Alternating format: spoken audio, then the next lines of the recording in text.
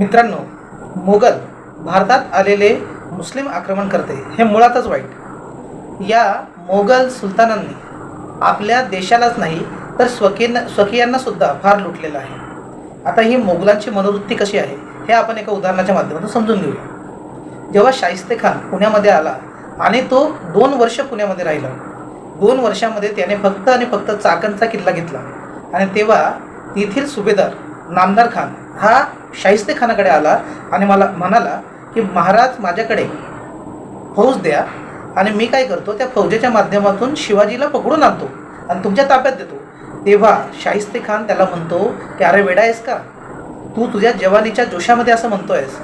जर आपण शिवाजीला नेस्तनाबूत केलं, शिवाजीला संपवलं, तर औरंगजेबाला दक्षिणेमध्ये कोणीही शत्रू राहणार नाही आणि तो आपली जी रवानगी आहे ती काबूल कंदारकडे करेल.